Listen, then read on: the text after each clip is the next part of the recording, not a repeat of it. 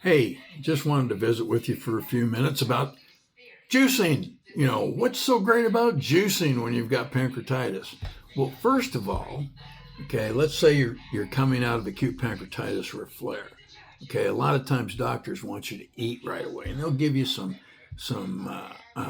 real high fat stuff like salmon, baked potato with a lot of butter and stuff. And what happens?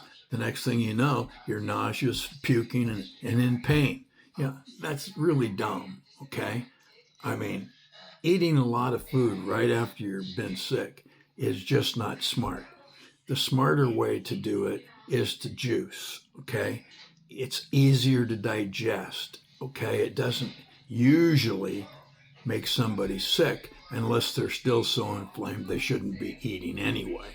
Okay, so I'm real adamant about not eating when you're sick. Okay, I know a lot of people out there, they say they get hungry and they get nauseous. They're sitting there nauseated and saying they're hungry. My mom was one of those people. And quite frankly, I can't get my head wrapped around that. I mean, because when I'm nauseous, the last thing I want to do is eat. Okay? It's just the last thing.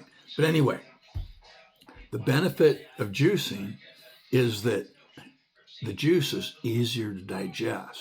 Okay? Chances are it's not going to make you sick like eating solid food. Okay? So juicing is a big benefit. It's easier to digest. It's high density nutrients. Okay. I'm not going to tell you there's a lot of protein, okay, in juice, but there is some protein depending on what you're juicing. If you're juicing broccoli, for example, you're getting a little protein. The same with other cruciferous vegetables like, the little round cabbages. Uh, anyway, you know, if you juice vegetables, okay, you're going to get dense nutrient juice, okay, and that's going to be just wonderful for your pancreatitis because all those vegetables contain uh, uh, poly. Oh man, this is horrible. I hate getting old. Okay, flavonoids. Okay, uh, and flavonoids. Okay, are highly anti-inflammatory.